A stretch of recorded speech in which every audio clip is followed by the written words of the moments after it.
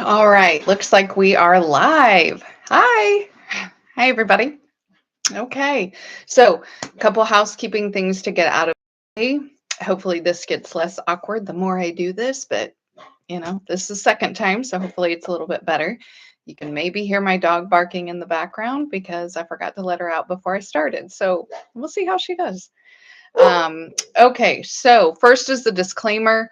Anything I talk about in the lives, I'm not seeking to diagnose anybody. I'm just trying to give context based on my experience or education. I want to say thank you to the Patreons, Maurice Novembre, Devin, and Judah Orenda. Appreciate that. Please, I hope I don't have to yell at this dog. Tegan. Tegan. Okay, let's hope that worked. Okay, the Cash App is in the chat. I don't have enough subscribers yet to do super chats or anything like that, so the Cash App is there. My goal just is to be able to pay for StreamYard so that future lives will be a little smoother. I can have people up on panels. I can show videos and those kind of things. Right now, I'm just using the YouTube platform, so you can't really do a whole lot. At least, again, second time. So we shall see. There were, based on the 3 posts that I put out across 3 different platforms asking for topics for subscribers' choice, there were 2 things that came up. So we'll talk about 2 things today. And then if we have time at the end, I'll try to answer questions, but only if it's something I know something about. So the first one is chronic suicidal ideation. So I'm gonna talk about what suicidal ideation is, and then add on some stuff about chronic suicidal ideation. The other one is, and I was asked in 3 or 4 different ways, like how to fix the gender wars. So I'm going to preface me talking about it with, if it was easy for one person to fix, it would have been done already. Like I am not the relationship guru who's going to save everything, but I do have a thought that I'm going to throw out there, and people can eat the fish, leave the bones. Okay. So first, let's talk about suicidal ideation. So ideation in psychology, much like most sciences, they just try to come up with difficult words to make it sound really esoteric. But it's ideas. That's where ideation comes from. It's ideas. So it's just thoughts. Most people have had suicidal ideation. It's extraordinarily rare that no one has had an idea. Now, ideas can be as vague as, oh, this sucks so bad. I wish I would just fall asleep and never wake up. I wish I would just disappear. So that can be a kind of vague ideation. It can go all the way to intent, to follow through and starting to plan to do it. So in that space, there's a lot of thoughts, right? So this comes from it comes from a nervous system. It's in the, I think it's in the dorsal prefrontal cortex, but it's a nervous system called the sympathetic and parasympathetic. So what happens is when we experience something bad, and we don't want to experience it again. I mean, think about it through evolution. If you see a saber-toothed tiger, you don't want to run into a saber-toothed tiger again. So our brains do something called, that was bad. And that's your sympathetic system. And the way to remember that is it's always got your back. It's always has sympathy for whatever you're going through. So what happens is that sympathetic nervous system gets triggered, fight or flight. We've heard of those, right? And what happens from that point forward is that sympathetic nervous system is constantly looking out for similar danger. So had a fight with somebody I don't want to fight again. Well, then part of my nervous system is always looking for, is this going to turn into a fight? Now, if you think about if people have been through big traumas, big, huge things, then that just increases that radar that that sympathetic system has. It's going to constantly be looking for things. Then you get into people, if I use the fight analogy, people going, are you mad at me? Did I say something wrong?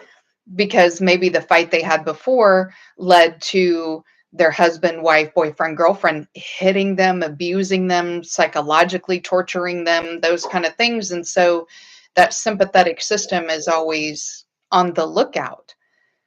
Well, what can happen for suicidal ideation is, let me back up. The way the process is supposed to go is the sympathetic nervous system will be like, is that guy looking at me weird? And our cortex, our rational brain goes, nah, it's good.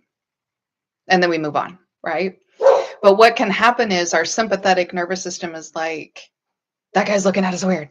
And we get escalated.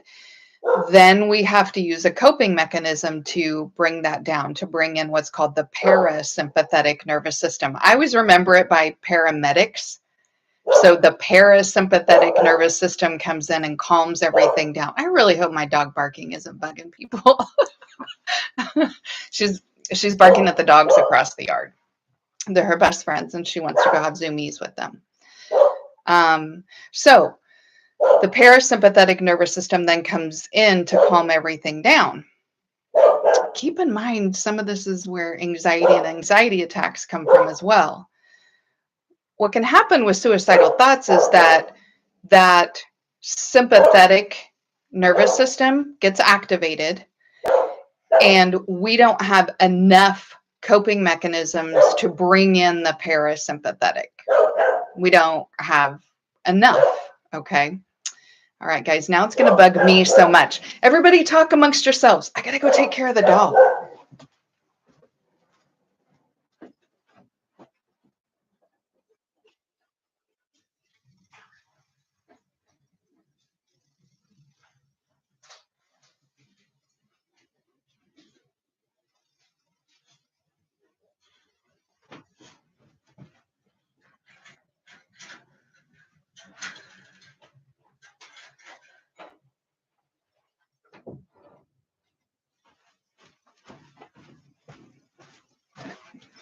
Okay, hopefully she can go have Zoomies now.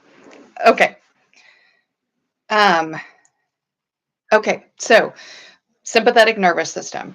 When we don't have enough coping and calming techniques, that parasympathetic cannot engage.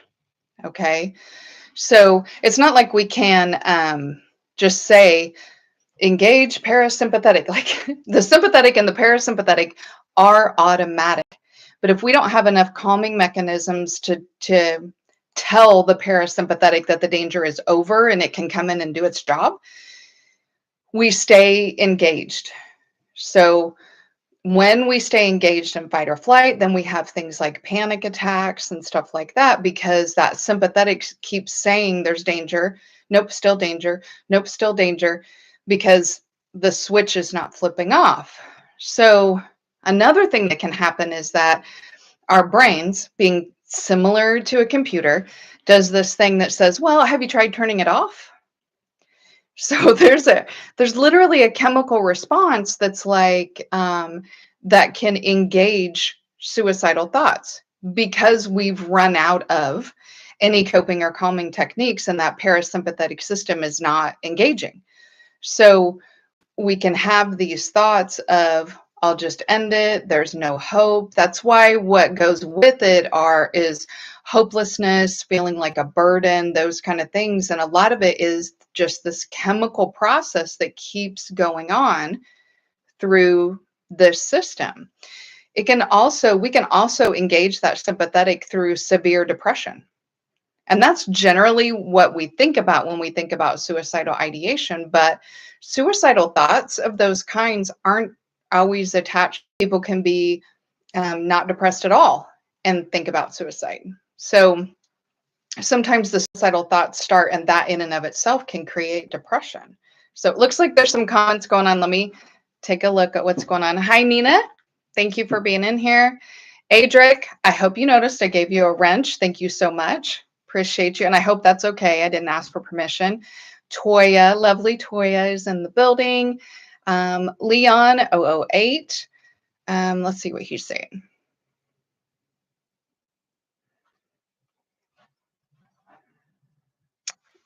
Anatomy and physiology. Appreciate that. Talking about levels of depression, and that fight or flight comes from the sympathetic nervous system. Exactly.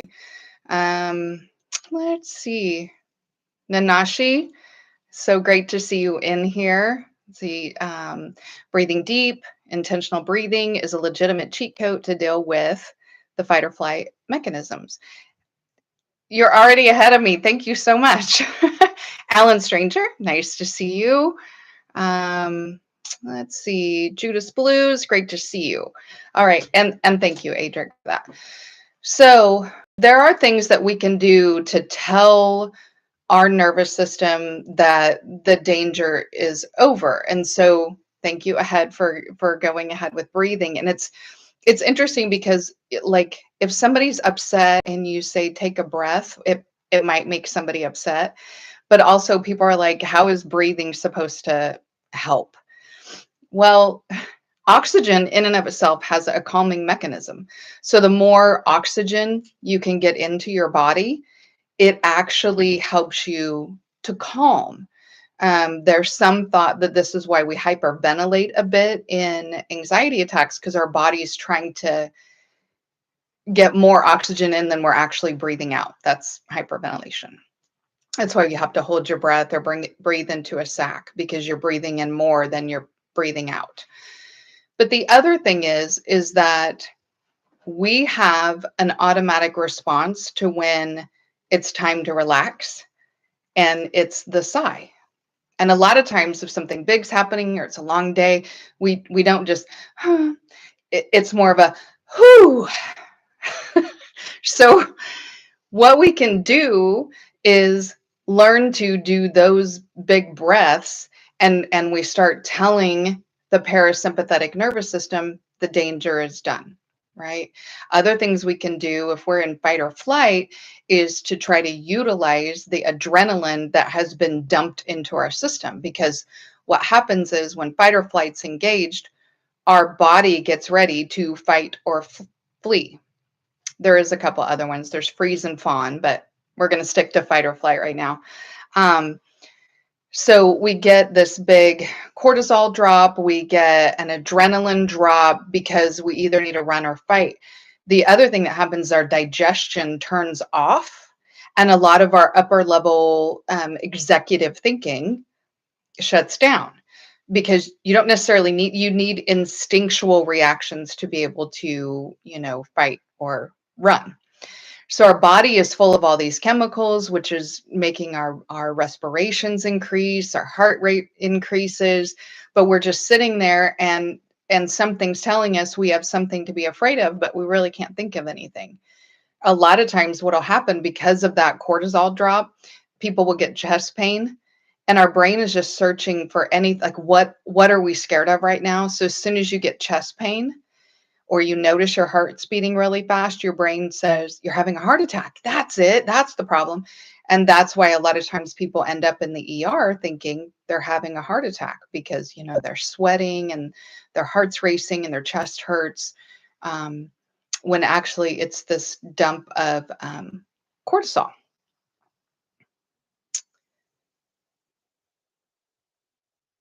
Okay, Nanashi's talking about martial arts. Check out that comment.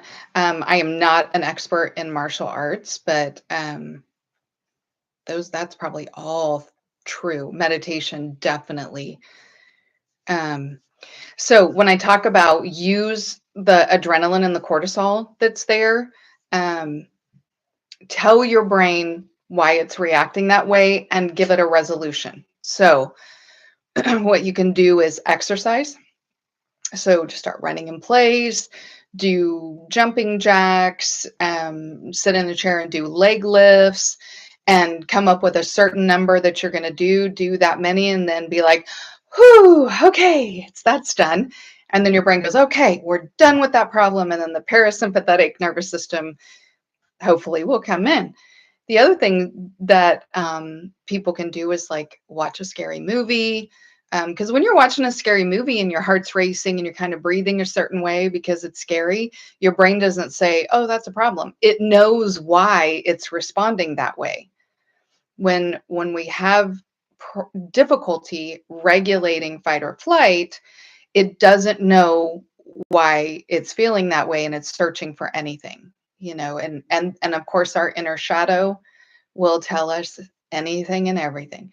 It's because everybody hates you. It's because this person's going to break up with you. It's because you're having a heart attack. It's because you're worthless. It's because it just starts grabbing all kinds of things. It's because you can't breathe. It's because, so use the adrenaline. So it's like a cheat code. Tell your brain, okay, now that's done. Then the parasympathetic can come in and start doing its thing. Also, drink lots of water and go to the bathroom, because you want to flush as much adrenaline out as possible. It flushes through your kidneys. So getting some nice cold water and going to the restroom will help flush that out. Now, when it comes to suicidal ideation, that's not adrenaline that's happening. And so it's not like you can do jumping jacks and quit, having these thoughts, because these are intrusive thoughts. These are not particular things. You know what? Oh, okay. Today on my to-do list, I want to think about dying. Those are not intentional thoughts. They're intrusive thoughts that just keep popping in there. So what we have to learn to do is give our brain more tools, because it's the suicidal thought, suicidal ideation happens when we've overwhelmed our ability to cope. And so we have to give the brain more coping mechanisms. We have to get ourselves more coping mechanisms and calming mechanisms, which coping mechanisms and calming mechanisms could be an entire show. So I probably won't go into those. We could do it another time if that's what people want to do. It's totally fine. Let's see. Leon hated the nervous system chapter. I totally understand that. Yeah. Once you learn how to calm down, it's like you always want to stay in that peace. You always want to stay such an even keel. It's really, really nice. Really nice. Um, for chronic suicidal ideation, what can happen is, like anything, your brain gets into habits. And so you may be adding coping mechanisms, calming mechanisms, be they functional or dysfunctional. There are dysfunctional ones too. Um, but your brain, you keep getting these intrusive thoughts of that happening. And it's almost like, I think about it. I do everything visually, guys. I think about it like wearing a groove in the road. So if you've gone through this long period of depression where you were suicidal, and this long period of stress where you were suicidal, then you've worn a groove in the road. And so what happens is you can be going along, straddling that groove, and everything is fine. But then as soon as something happens to make you deviate, you're going to pop back into the groove, right, for a little bit. And you have to purposefully then do what you can to get yourself back to straddling the groove in the road. So chronic suicidal ideation, it's almost like the go-to for the brain. Anytime the sympathetic nervous system says, hey, that's bad, it wants to go there. The intrusive thoughts come in. Now, is that groove going to be there forever? Of course not. It's not going to be there forever.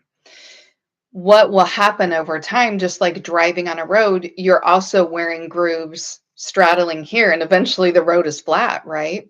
So the more often you can preemptively address stress, sadness, trauma triggers, those kind of things, where you can stay straddling that line, that's that groove in the road, eventually things will wear down and become more of an even keel to where it's not that automatic response for suicidal thoughts to pop up.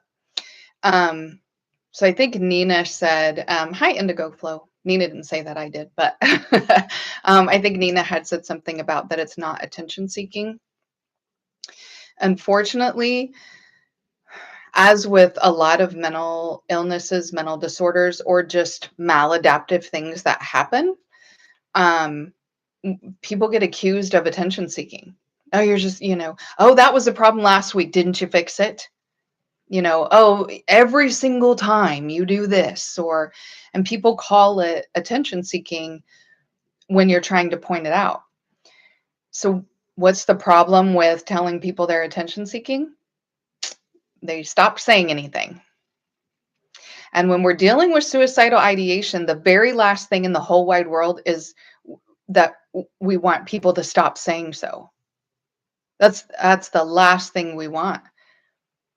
Because if you don't have anybody to talk to about it, if you don't have anybody to share what your thoughts are doing, if you aren't able to speak it out loud, then you can get really easily into that hopelessness, being a burden. Gosh, if I tell anybody I'm a burden, or they're going to say I'm attention seeking, yada, yada. Anything that happens without our express want for it to happen, so anything automatic or part of the autonomic nervous system, it can't really be attention seeking, can it? I mean, I'm not doing it on purpose. Nobody has anxiety attacks on purpose. Nobody wants to be depressed on purpose. Nobody wants to have trauma triggers on purpose or be suicidal on purpose. So how can it be attention seeking? Something to bear in mind, though, is that there are a lot of mental illnesses where something that helps is connection. There are personality disorders that are best treated through authentic connection. Um, Trauma triggers require connection, anxiety, depression, um, suicidal ideation, those kind of things require connection as a source of helping. That's part of the calming techniques, is that you need connection. So again, when these things happen and you're seeking connection and you're reaching out, it's just a natural reaction. This is what I feel like I'm supposed to do, and you're looking for connection. If you are met with you're just attention seeking and you always have this problem, then that's not the person who is going to be helpful in that moment. And so maybe it's time to find other people to talk to about it, because it's super important that you continue to talk about it, that you continue to address it and do what you can. And it can be a long road. As with most things in mental health, these are long roads. Keep at it. Find good people, whether that's a therapist, a coach, a relative, family member, your barber, your it doesn't matter who you go to. If you have somebody who's pretty insightful and you're able to talk to about this and they give some pretty good advice and they're great listeners, that's what you need. I'm not the therapist that says that everybody needs to go to therapy. Maybe everybody needs therapy, but you don't always have to go to a therapist to get therapy. So just bearing that in mind. Okay, gonna look at the comments again. Let's see. Feelings versus emotions. And you're welcome, Nina, for explaining the difference.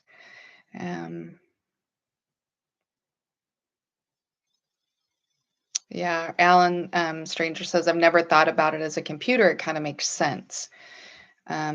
And the case for empathy. Yeah, it's interesting that the brain in and of itself is like your supercomputer, your brain. So like this is where your memory storage is, where your computing is, where your processing is. There's more and more information coming out that's saying it's not left brain, right brain, even though there are structures of the brain that highlight under versus emotional things. And we do know that trauma is stored in the limbic system. So that's like your reptilian brain. That's where it does all the automatic stuff. That's where trauma is stored. But what they're finding is that the mind may not also be in the head. So the Mayo Clinic started with this research and it's been expounded on, but things like serotonin, which is the happy chemical. So people who are depressed can be low in serotonin, um, is actually made in the gut, and that there are serotonin receptors in your heart, not just in your brain. So there's research coming out really, we've always separated the brain from the psyche, but this research that's out is even more separating the supercomputer versus the I am. So the I am is the concept of self, or the one inside you who's witnessing you do what you do. So that would be the internal I am, and versus a brain being like a computer, and it's, it's bioelectrical. So it acts electrical, but uses neurotransmitters instead of charges, even though there's charges in the brain, but that's neurobiology, and that's complicated. And I don't want to do it today. Okay. Um, what else? Autistic and people borderline personality disorder need connection. Oh, 100%.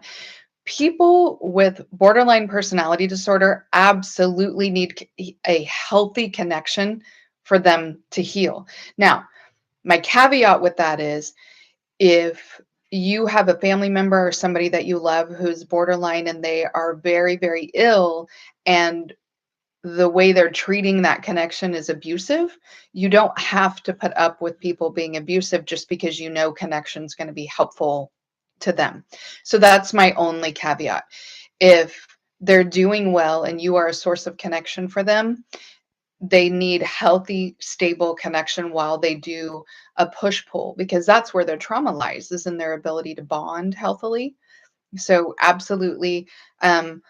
Autistic people, what's interesting is that for a long time, they thought autistic people couldn't bond, that they just didn't have the ability to bond. And what they're finding is just that, and I'm going to use a really simplistic term here. This is not exactly it, but kind of like the wires are crossed. And so how they bond and what works for their bonding is not what we naturally and instinctively do to bond with people. So, as an example, we all have internal instincts on how to bond with people that we don't even think about. So, for instance, if you are holding a baby, okay, and this is a baby who's, head up, can hold their head up, those kind of things, we have this instinct to put the baby on our knees and look at them in the eye and bounce them. We have this instinct as adults to do this.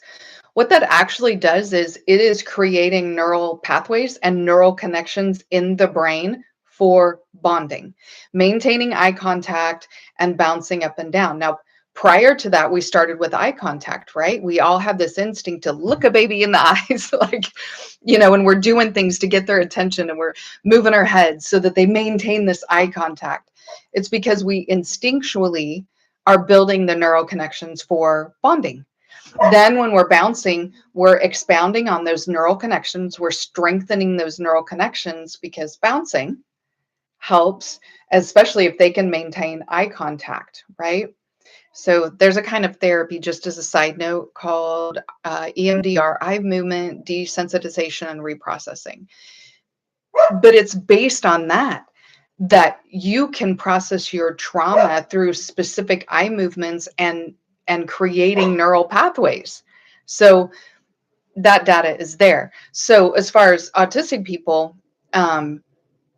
they're bonding differently, and they also need healthy, stable connections to continue to work on bonding appropriately and to have those specific healthy bonds. If we just ignore that this human being has some issues that make bonding difficult, then we run into the propensity of them losing any ability to be able to bond at all. So we want to keep trying with that bonding. It's absolutely necessary. Uh,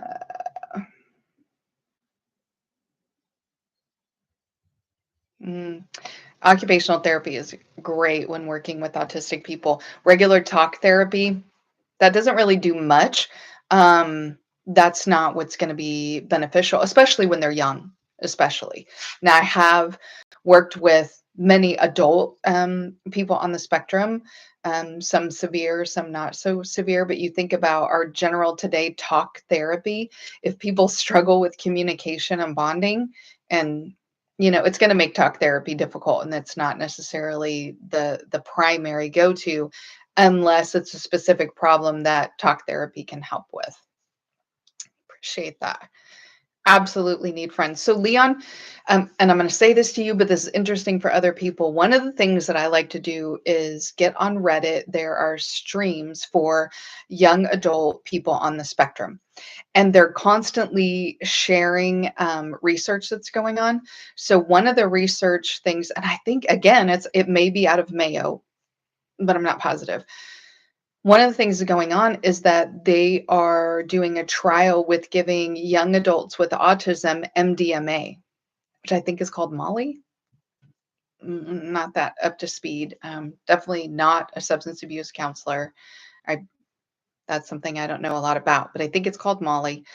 Um, anyway, they're having a lot of good success with this trial. So these young adults are finding it easier to bond, easier to make friends, not feeling so socially awkward, being able to pick up on social cues. And so there's a lot of good research that's coming out of using MDMA as a treatment for autism. So it's super interesting.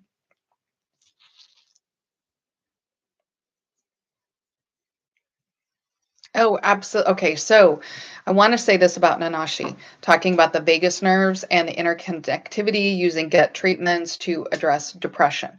So the place again that I first heard about this was the Mayo Clinic, that the neurotransmitter serotonin is in the gut and that it's part of a healthy biome. And so what the Mayo Clinic does is no matter what you come to the Mayo Clinic for, your gut microbiome is treated, because an unhealthy gut microbiome can lead to anxiety, depression, all of these what we think of mental disorders in the brain, are actually regulated by the gut. So the vagus nerve runs up the center of the body, and that's where our autonomic system, um, the pathway for the autonomic nervous system. And so, like, if people pass out a lot, it's because their vagus nerve gets tripped, but that's also where sympathetic and parasympathetic get triggered. And so, I can see where people would say that the vagus nerve is actually the interconnectivity of the brain to the mind, because that's where that information travels, is through that vagus nerve. Okay. Okay. Thank you, Leon. Yeah. Molly. It's called Molly. Okay. So, I don't know if MDMA is Molly or if you're just letting me know the research is Molly, but either way, it's great progress for people, especially young people, because the stage of development that older teenagers, young adults are in is about connectivity. That's the stage of development that they're in. So we have a big stage of connectivity when children are really young. And then when they get around 6, 7 years old, they start to gain this independence and they're doing a lot of things individually in their development. We get back to young adulthood. This is a secondary big moment for connectivity and bonding. So it's really important for them to be able to go through this developmental stage. So, okay. All right. So the other thing, we're already at half an hour. So I'm going to be super quick about this next part, because the other thing I was asked about was like, what's going to fix the gender wars? That is a huge, super complicated, lots of history in there. That's not something that just some lady therapist is going to have the answers to. But I did want to offer something I notice in a lot of these conversations that are happening between genders. There's a lot of blame that goes on. There's a lot of these big always and never statements. Men always do this. Women are never that. There's these big statements. And the other thing that I notice is that in the conversations that are being had, when women are telling men about themselves instead of listening to what men have to say, or men are telling women about themselves without listening to what women have to say, or men are saying really heinous, ugly, mean, nasty things, or women are saying really mean, ugly, nasty things. The thing that we're all lacking, and that a lot of failed relationships are lacking, is dignity. So, this is just the thing that I'm going to offer up. When people talk about you got to love yourself before you love somebody else, a lot of that has to do with dignity in yourself, maintaining a sense of dignity, knowing what situations you're going to put yourself into, knowing what kind of treatment you will accept, knowing what will make you sleep well at night and hold your head high, and what you're willing to do and not willing to do. Shadow work plug. But having that dignity and self-respect is really important. Once you have that dignity and self-respect, then offering it to other people. Okay. So what I've noticed in relationships is that we aren't offering our partner dignity all the time. So like when we're mad, then, we call him or her or they everything but their name, because we're not offering dignity. If this is your person, you should offer them dignity at all times, no matter how mad you are. Now, again, I have to say this all the time. I'm not talking about abuse. Okay. So if we get into the abusive realm, that's not what I'm talking about. But the abusive realm, I'm not playing to the margins most of the time. I'm just talking to everybody else here who's in the middle, all the like normal, average people who are just trying to, have a decent life. Right. You should be able to offer dignity to the person you love. I think about, again, I'm so visual with how I think about things, but in the animal kingdom, if the lion, the male lion is challenged, okay, what will happen is that the female lioness literally comes up under his head. She's right here. So she's going to protect his neck at all times, right? And of course, vice versa again. But dignity is important. If I am out and I see that my person might get ready to trip over something or needs a little help with something, or maybe something embarrassing, I'm going to quietly help them fix that situation. Quickly, quietly, and not drawing attention. I'm not going to wait for them to trip so I can make fun of them and laugh with everybody else, right? And I expect the same in return. We're kind of degrading. We're all degrading each other, and we kind of we lack our own dignity in that. We need to be able to respond to each other in a dignified manner, having some self-respect and respecting others, and not playing to the margins, people saying really heinous, ugly things. Those people need to be addressed, and we need to move on. But everybody's not in the margins. Everybody else is in the middle, just trying to be good people and find other people to connect with.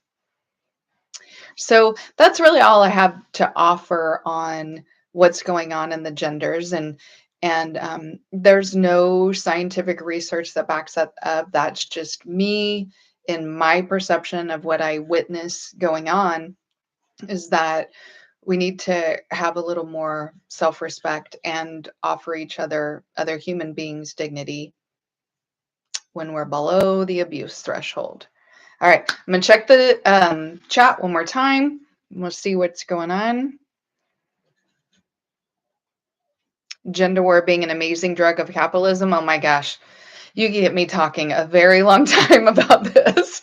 That may be a topic of a whole other conversation for sure.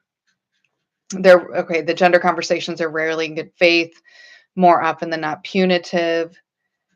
Yeah, I totally agree with you. It seems like in this day of social media, which I'm on social media right now, so many things are clickbait and like for shock value.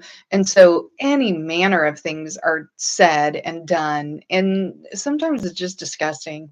And yeah, you're probably right that a lot of it's not done in good faith. I totally agree with that. A formula for mistrust and destructive conflict. Yep. Um, Hi, Adrian. Nice to see you. Patrick St. James. Nice to see you. Human beings are meant to work together, but commodifying human relationships puts numerical value to things that are priceless. It's unfortunate. Yeah, I totally agree. I totally agree. Again, if we just look at human beings from a biological concept, we are mammals and we are tribal. We're communal. We are supposed to work together, and unfortunately, um, Western culture is very individualistic, and while there's a lot of like good old boy type associations, on the outside, it's, pull yourself up by your bootstraps and, I'd rather be alone. And, we've got a lot of very individualistic mindset as part of the system that we live in, when really we're supposed to be living in groups, being communal, being tribal. That's how we, as the primates that we are supposed to be. So that's just a biological thing. All right, I've gone way over my 30 minutes. I appreciate everybody so, so much for participating. Um, I'll continue to do this next Sunday. I will post up on probably Thursday, Friday about the Sunday subscribers choice, and people can